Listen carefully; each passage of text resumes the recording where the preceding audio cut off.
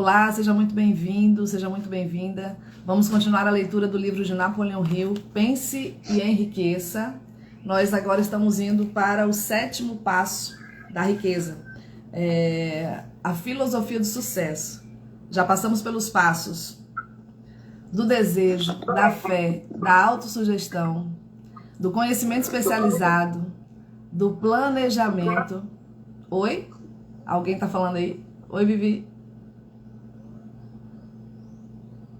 Tudo bem por aí, gente? Estamos com o pessoal aqui na sala do Zoom. Se você quiser participar, todas as manhãs, 4h30. O link para acesso à sala está na bio. Você pode procurar lá e acessar a sala e vir compartilhar conosco. E hoje nós vamos falar sobre decisão. Decisão, ele é o quê? Segundo Napoleão Hill, é o controle, como controlar a procrastinação. É preciso nós tomarmos uma decisão, partir para o ataque e fazer o que precisa ser feito. Vamos lá, vamos começar essa leitura, fazer uma análise cuidadosa de homens e mulheres que vivenciaram fracasso e revelou que a falta de decisão estava perto do topo da lista das 30 principais causas do fracasso. Não se trata aqui de mera afirmação de uma teoria, trata-se de um fato. A procrastinação, ao contrário da decisão, é um inimigo comum que praticamente todo indivíduo precisa vencer. Será que a procrastinação tem batido a tua porta? Está na hora de você parar, observar e vencer a procrastinação. Você terá a oportunidade de testar a sua capacidade de tomar decisões rápidas e firmes. E quando terminar de ler esse livro, você vai estar pronto para começar a colocar em ação os princípios que estão contidos aqui nesse manuscrito, que é o livro Pense e Enriqueça. A análise de centenas de pessoas que acumularam fortunas bem superiores à marca de $1 milhão revelou o fato de que todas elas tinham o hábito de tomar decisões rápido e mudar essas ideias devagar, paulatinamente, se e quando mudassem. Pessoas que não conseguem acumular dinheiro sem exceção têm o hábito de tomar decisões. Não tem o hábito de tomar, aliás, sem exceção, tem o hábito de tomar decisões, mas quando tomam essas decisões, elas são muito devagar e mudam essas decisões depressa demais e com muita frequência. Uma das qualidades mais notáveis de Henry Ford era o seu hábito de tomar decisões de modo rápido e firme e de mudá-las vagarosamente. Uma qualidade tão marcante que lhe rendeu a reputação de ser teimoso. Uma qualidade que, eu não sei se vocês já observaram aquelas pessoas que tomam uma decisão rápido e que são tão insistentes, ficam tão em cima de você falando de tal forma que a gente acaba dizendo, pô, você tá muito teimoso, você tá muito chato e tal. Mas olha só, essas decisões que são tomadas rápidas e que são mantidas firmes naquele mesmo propósito, é o tipo de decisão que nós precisamos nos concentrar e fazer, e não mudar constantemente. Ah, vou fazer uma coisa hoje, amanhã você já esqueceu aquilo que você se comprometeu, já está fazendo outra coisa. É isso que bagunça tudo. Então vamos lá, gente, tomar decisões rápidas, nos manter nessa decisão e mudando se houver necessidade de mudar. E não simplesmente tomar uma decisão e tomar uma por cima da outra e acaba transformando a vida numa confusão generalizada e você acaba não fazendo nada com nada. Foi essa virtude que levou o Henry Ford a seguir fabricando seu célebre modelo T, o carro mais feio do mundo. Enquanto todos os seus consultores e muitos dos compradores do carro insistiam para que ele o modificasse. Talvez Ford tenha demorado demais para fazer essa mudança. Mas o outro lado da história é que a firmeza da sua decisão lhe rendeu uma imensa fortuna antes que a mudança no seu modelo se tornasse necessária. Não resta mais dúvida de que o hábito de tomar decisões firmes do Sr. Ford chegava às raias da teimosia, mas é preferível essa qualidade do que a lentidão em tomar decisões e a rapidez em mudá-las. Em geral, as pessoas que não conseguem acumular dinheiro suficiente para cobrir as suas necessidades se deixam influenciar facilmente pelas opiniões dos outros. Permitem que jornais e que vizinhos, fofoqueiros pensem no seu lugar. As opiniões, elas são o artigo mais barato que existe. E todo mundo tem uma penca de opiniões prontas para serem impostas a qualquer um que as aceite. Se você se deixa influenciar pelas opiniões alheias de tomar decisões, não terá sucesso em empreitada nenhuma, muito menos na empreitada de transmutar o seu desejo num equivalente físico, ou seja, o seu desejo em dinheiro. Se você se deixa influenciar de forma demasiada e facilmente pelas opiniões alheias, você não terá um desejo próprio. Siga seus instintos. Quando você começar a pôr em prática os princípios que estão descritos aqui nesse livro, tomando e seguindo as próprias decisões, as suas decisões, não faça confidências a ninguém, exceto aqueles que fazem parte do seu grupo de mente mestras. E tenha plena certeza, na hora de selecionar esse grupo, de escolher apenas aquelas pessoas que tenham plena empatia e harmonia com o seu propósito.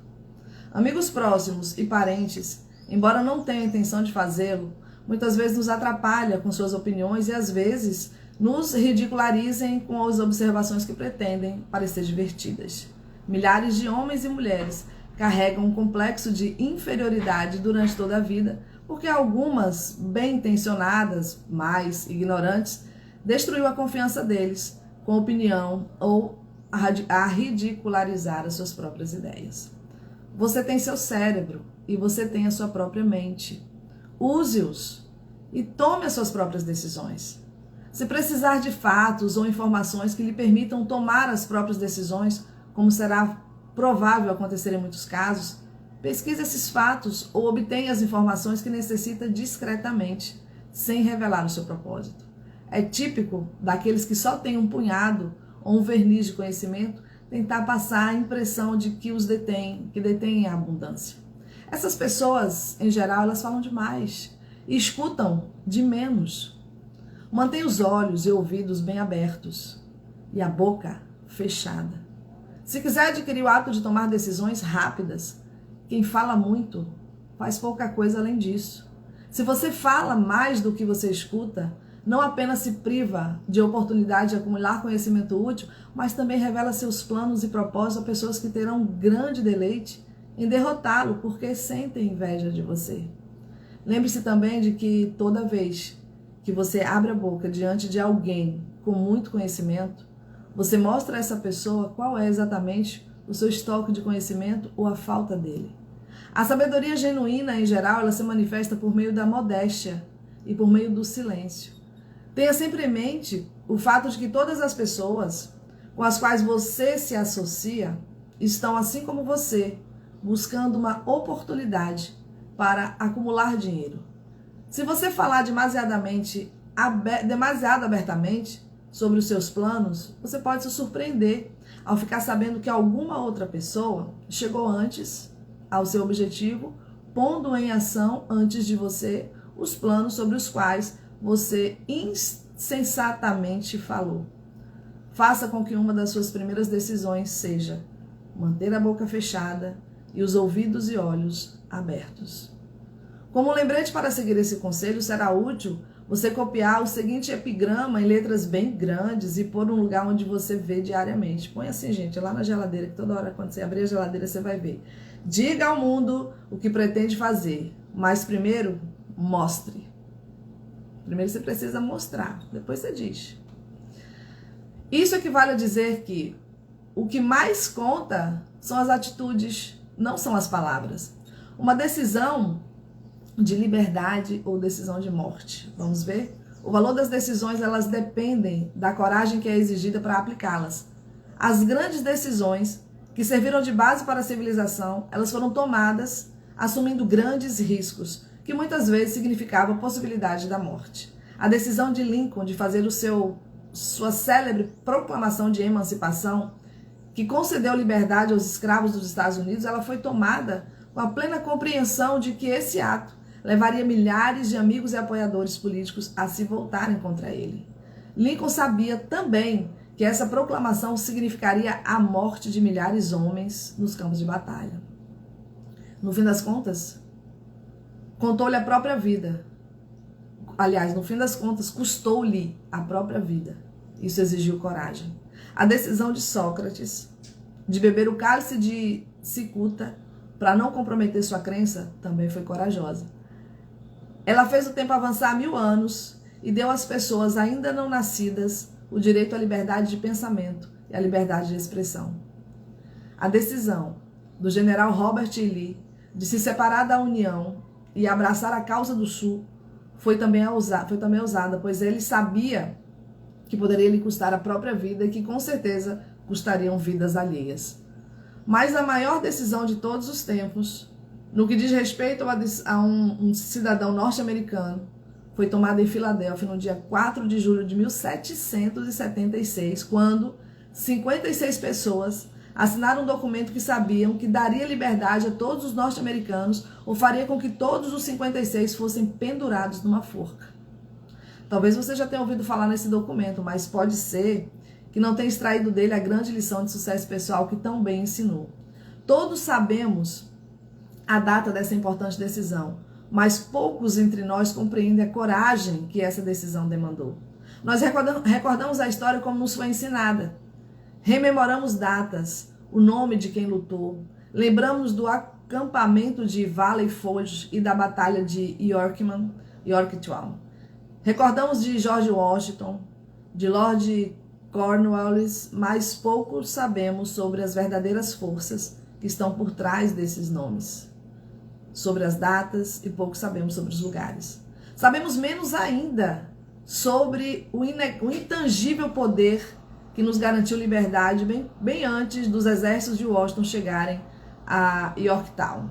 Nós lemos a história da Revolução Americana e imaginamos equivocadamente que George Washington foi o pai do nosso país, que foi ele que conquistou nossa liberdade, quando na verdade Washington foi apenas um acessório posterior ao fato, porque a vitória de seus exércitos já estava garantida muito antes de Lord Cornwallis lhe render. Não se pretende aqui roubar de Washington nenhuma parcela de glória que ele tanto mereceu. O propósito, isso sim, é dar mais atenção ao espantoso poder que foi a verdadeira causa da vitória. É quase uma tragédia que os historiadores tenham deixado de lado quando qualquer ínfima referência ao irresistível poder que deu origem à liberdade à nação, destinada a estabelecer novos padrões de independência para todos os povos da Terra. Eu digo tragédia porque se trata do mesmo poder que precisa ser usado por todos que superam as dificuldades da vida e que a obrigam a pagar o preço que lhe é pedido. Nós vamos rever brevemente os acontecimentos que deram origem a esse poder. A história ela começa com um incidente em Boston, no dia 5 de março de 1770. Soldados britânicos patrulhavam as ruas, ameaçando abertamente os cidadãos com sua presença. Os colonos eles se sentiram ofendidos por haver soldados marchando entre eles, armados marchando entre eles. A população ela começou a expressar sua indignação de forma aberta, lançando tantas pedras quanto ofensas aos soldados que passavam até seu comandante da ordem de carregar as baionetas e atacar. Começou a batalha, que deixou muitos mortos e feridos. O incidente ele causou tamanha revolta que a Assembleia da Província, que é formada por colonos importantes, convocou uma reunião com o propósito de adotar uma ação firme. 2 dos integrantes dessa Assembleia eram John Hancock e Samuel Adams. Vida longa a esses nomes. Eles pediram corajosamente a palavra e declararam que era preciso tomar uma atitude para expulsar todos os soldados britânicos de Boston. Lembre-se disso. Uma decisão na mente de 2 indivíduos pode muito bem ser chamado de início de liberdade, da qual nós, norte-americanos, podemos usufruir hoje. Lembre-se também de que a decisão desses 2 homens exigiu fé e exigiu coragem, pois foi perigosa. Antes da Assembleia se encerrar, Samuel Adams ele foi encarregado de procurar o governador da província, Thomas Hutchinson, e exigir a saída das tropas britânicas. O pedido ele foi aceito e as tropas foram retiradas de Boston, mas o incidente não se encerrou. Ele havia provocado uma situação fadada a modificar toda a tendência civilizatória. Não é estranho que as grandes mudanças, como a Revolução Americana, a Primeira Guerra Mundial, muitas vezes tenham tido início em circunstâncias que parecem pouco importantes. É interessante também observar que essas mudanças importantes, em geral, elas começam na forma de uma decisão clara. Uma decisão clara na mente de um número relativamente pequeno de pessoas. E poucos entre nós conhecem a história de nosso país o bastante para perceber que John Hancock, Samuel Adams e Richard Henry Lee, da província da Virgínia, foram os verdadeiros pais da nação. Richard Henry Lee, ele se tornou um fator importante nessa história, devido ao fato de que ele e Samuel Adams se comunicavam com frequência, por correspondência, compartilhando livremente seus medos e esperanças em relação ao bem-estar da população de suas províncias.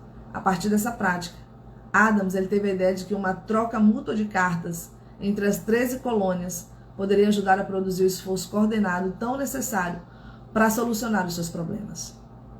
Em março de 1772, 2 anos após o confronto com os soldados em Boston, Adams apresentou essa ideia ao impor à Assembleia a criação de um comitê de correspondência entre as colônias que teriam cada um correspondentes devidamente nomeados com o propósito de uma cooperação amigável para o melhoramento das colônias da América Britânica.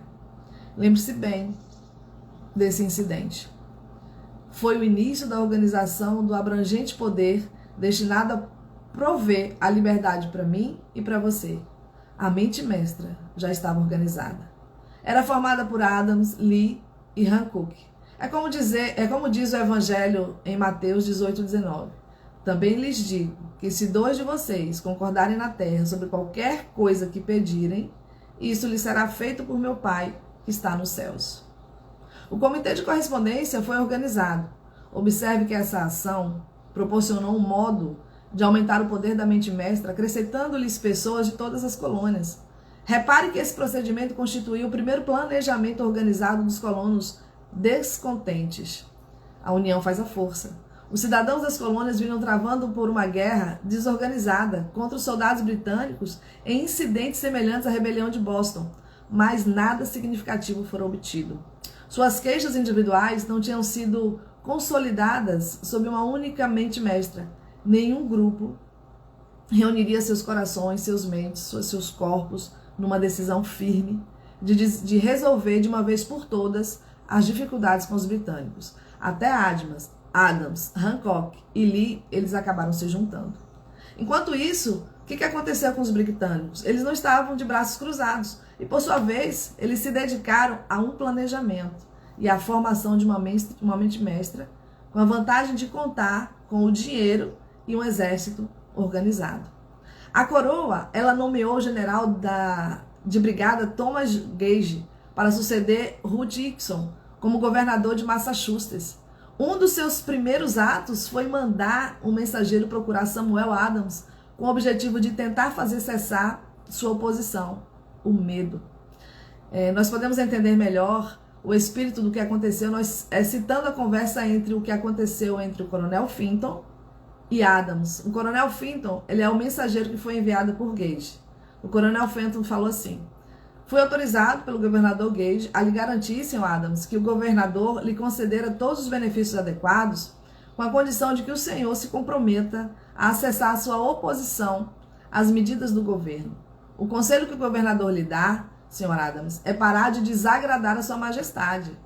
Sua conduta foi de tal ordem que o torna sujeito às penalidades de uma lei de Henrique VIII, segundo a qual pessoas podem ser mandadas para a Inglaterra para serem julgadas por alta traição ou por não impedi-la mediante decisão do governador em uma província. Ao mudar o seu rumo político, porém, o senhor não só receberá grandes vantagens pessoais, como fará as pazes com o rei. Samuel Adams, gente, que coisa, né? Olha que interessante essa proposta aí. Que situação Adams ficou metido. Então, Samuel Adams, ele podia escolher entre 2 decisões. Ele podia parar de fazer a oposição e, de repente, receber a propina e continuar o risco e correr o risco de ser enforcado. Estava claro que havia chegado o momento em que Adams era forçado a tomar uma decisão imediata e poderia lhe custar a vida.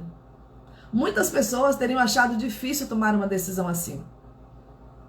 A maioria daria uma resposta evasiva, mas Adams não. Ele insistiu em ter a palavra de honra do coronel Fenton de que este transmitiria as palavras exatas de sua resposta ao governador. E a resposta de Adams foi a seguinte: diga ao governador, Gage, que eu acredito ter feito as pazes há muito tempo com o Rei dos Reis. Nenhuma consideração pessoal me levará a abandonar a causa justa do meu país. E diga ao governador Gage que o conselho que Samuel Adams lhe dá é parar de ofender os sentimentos de um povo exasperado. Parece desnecessário tecer qualquer comentário em relação ao caráter desse homem. Deve ser óbvio para qualquer um que leia essa espantosa mensagem que seu autor tinha o mais alto grau de lealdade. E isso é importante. Quando o governador Gage recebeu a resposta ácida de Adams, ele ficou uma fera e emitiu uma proclamação que dizia: venho por meio desta, em nome de sua majestade, oferecer e prometer seu mais benevolente perdão a todos que, daqui em diante, depuserem suas armas e retornarem aos seus deveres de súditos pacíficos, excetuando-se do benefício desse perdão apenas Samuel Adams e John Hancock, cujas ofensas são de natureza demasiado criminosa para admitir qualquer outra consideração que não a de uma punição condizente. Gente, caraca, todo mundo estava livre, menos o Samuel Adams e o John Hancock nessa situação. E como se poderia dizer em termos mais simples, Adams e Hancock eram a bola da vez. A ameaça do governador furioso, ele forçou os dois homens a tomar a decisão igualmente perigosa. Eles convocaram às pressas uma reunião com seus mais ferrenhos seguidores. Nesse ponto, a mente mestra começou a ganhar força.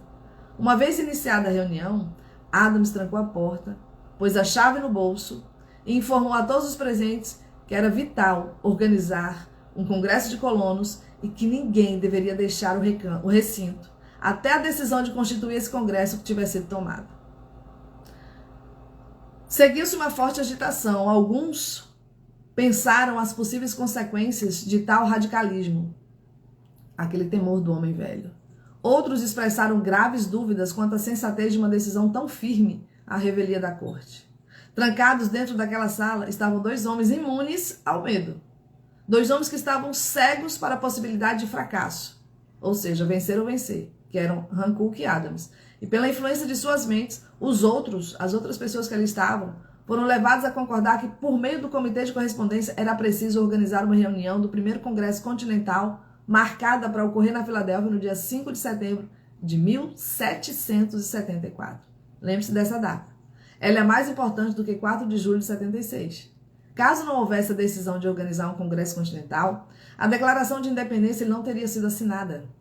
Antes da primeira reunião do novo Congresso, outro líder numa região diferente do país estava muito envolvido na publicação da visão resumida dos direitos da América Britânica. Era Thomas Jefferson, da província da Virgínia, cuja relação com o Lord Dunmore, que é o representante da coroa na Virgínia, era tão tensa quanto a de Hancock e Adams com seu governador. Pouco depois da publicação de seu célebre resumo de direitos, Jefferson lhe foi informado de que estava sujeito a ser julgado por alta traição contra o governo de Sua Majestade. Inspirado por essa ameaça, um de seus colegas, Patrick Henry, disse corajosamente o que pensava e concluiu suas observações com uma frase que será para sempre um clássico. Se isso for alta traição, então tire o máximo de proveito. Foram homens como esses que, sem poder, sem autoridade, sem força militar e sem dinheiro, se reuniram para debater solenemente o destino das colônias, primeiro na abertura do primeiro Congresso Continental e depois, de tempos em tempos, durante 2 anos, até o dia 7 de junho de 1776, quando Richard Henry Lee se levantou, dirigindo-se ao presidente da Assembleia e, diante dos integrantes estarrecidos, fez a seguinte proposta: Senhores, eu proponho que estas colônias unidas sejam, e por direito, devam ser estados livres e independentes, que sejam liberadas de qualquer compromisso com a coroa britânica e qualquer vínculo político entre eles e a nação da Grã-Bretanha. Seja e deve ser totalmente desfeito. A espantosa proposta de Lee levou a discussões calorosas durante tanto tempo que ele começou a perder a paciência. E, por fim, após dias de debates, ele tornou a descer ao plenário e declarou em voz nítida e firme: Senhor presidente, estamos debatendo essa questão há dias.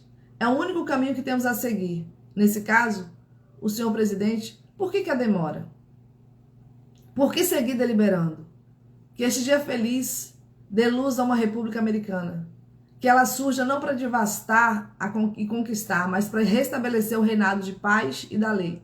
Os olhos da Europa estão cravados em nós. Ela nos exige um exemplo vivo de liberdade que possa contrastar na felicidade do cidadão com tirania crescente.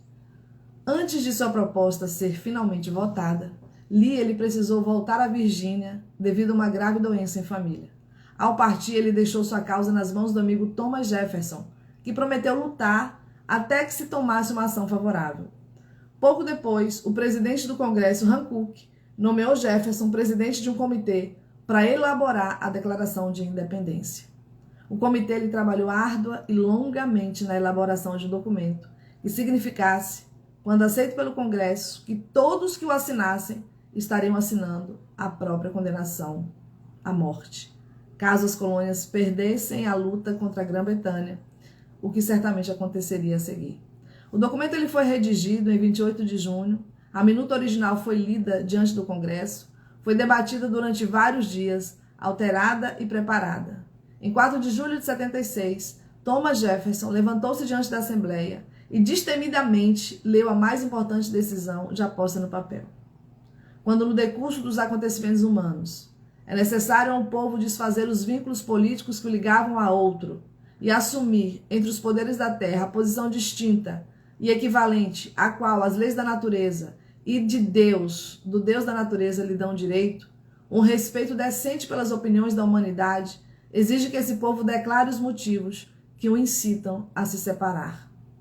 Ao terminar, o documento ele foi votado, aprovado e assinado pelos 56 representantes, cada um arriscando a própria vida com a decisão de inscrever seu nome. Com essa decisão, criou-se uma nação destinada a proporcionar às pessoas, para todo sempre, o privilégio e o direito de tomar decisões. É com decisões tomadas no espírito semelhante de fé, e apenas por decisões assim, que as pessoas elas podem solucionar os seus problemas pessoais e conquistar para si mesmas grandes patrimônios de riqueza material e espiritual. Não nos esqueçamos disso. Analise os acontecimentos que culminaram na Declaração de Independência e convença-se de que esta nação, que hoje ocupa um lugar de autoridade, de respeito e poder entre todas as nações do mundo, nasceu de uma decisão criada por um grupo de mentes mestras, formado por 56 pessoas. Note bem o fato de que foi a decisão delas que garantiu o sucesso dos exércitos de Washington, porque o espírito dessa decisão estava no coração de cada soldado que lutou ao seu lado. Ela funcionou como um poder espiritual que não reconhece algo chamado fracasso. Note também, com grande benefício pessoal, que o poder que deu a esta nação sua liberdade é exatamente o mesmo que deve ser usado por todos que se tornarem senhores do próprio destino.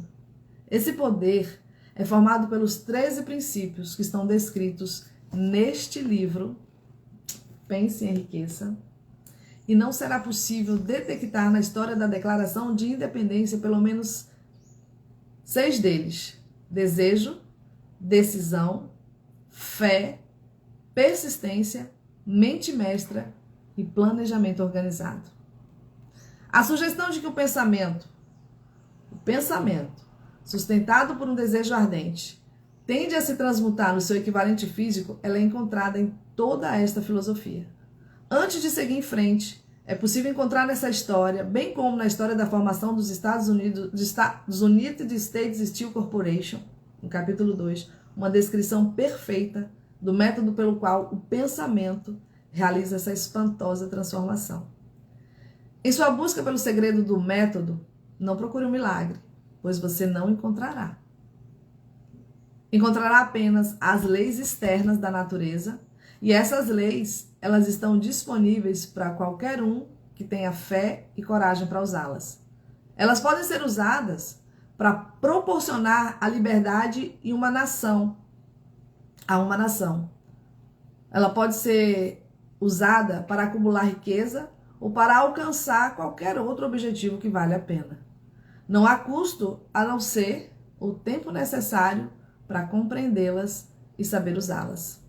Aqueles que tomam decisões rápidas e firmes sabem o que querem e, em geral, eles conseguem. Os líderes em todas as áreas da vida decidem com rapidez e firmeza. Esse é o principal motivo pelo qual são líderes. O mundo tem o hábito de abrir espaço para os indivíduos cujas palavras e ações mostram que eles sabem para onde estão indo. A indecisão é um hábito que geralmente começa na juventude.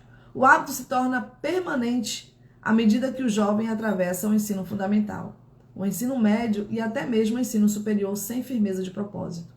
A principal fraqueza de todos os sistemas de ensino é não ensinar nem incentivar o hábito de tomar decisões claras. Seria útil se nenhuma instituição de ensino superior permitisse a matrícula de nenhum estudante, a não ser depois que ele ou ela declarasse seu principal propósito ao se matricular. Seria mais útil ainda se todo aluno do ensino fundamental fosse estimulado a aceitar ser treinado no hábito de tomar decisões e forçado a prestar uma prova satisfatória dessa matéria antes de poder passar de ano. O hábito da indecisão, adquirido devido às deficiências de nosso sistema de ensino, ele acompanha os alunos nas profissões que escolhem. Isso se eles de fato escolherem alguma ocupação. Em geral, os jovens recém-formados, eles aceitam o primeiro emprego que encontram, porque têm o hábito da indecisão. 98 de cada 100 pessoas que hoje têm um trabalho assalariado exercem seus cargos atuais porque lhes faltou a firmeza de decisão para planejar alcançar um cargo determinado e o conhecimento de como escolher um empregador.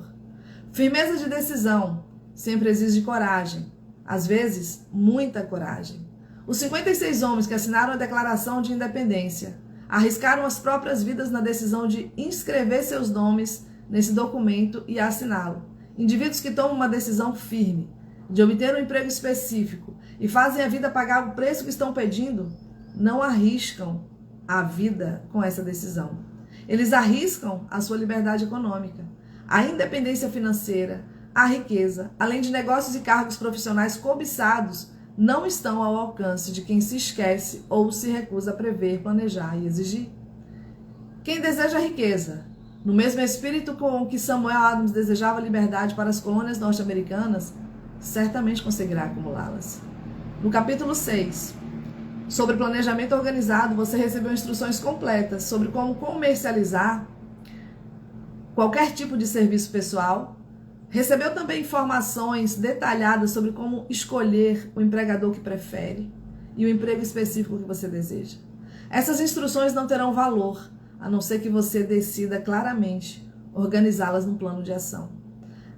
E a não ser que execute esse plano com persistência, que é o 8º passo para a riqueza. A riqueza não atende a desejos. Ela atende apenas a planos precisos, sustentados por desejos precisos, por meio de uma persistência constante. Todo fracasso traz consigo a semente de um sucesso equivalente. Uau! Uau! E aqui a gente finaliza o capítulo sobre desejo. O capítulo sobre desejo, que é o 7º passo para a riqueza, de acordo com a filosofia de sucesso de Napoleão Hill. E eu convido você que ainda não teve a oportunidade de ouvir os áudios e os vídeos anteriores, que você possa retornar aí no histórico, procurar e ouvi-los na sequência, porque tem sido extraordinário. Esses princípios de sucesso você já pode começá-los a praticar hoje.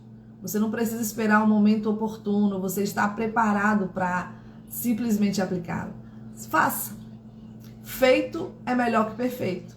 Dê o primeiro passo, realize os desejos do seu coração, alinhados ao propósito de Deus para a sua vida, e certamente o fluxo natural acontecerá. Vou ficando por aqui. Um beijo no seu coração, que você possa aproveitar sobremaneira esses ensinamentos que estão disponíveis e de forma gratuita nesse momento para você. Ok? Que Deus te abençoe, te dê um dia de paz, de luz, que assim seja. Tchau.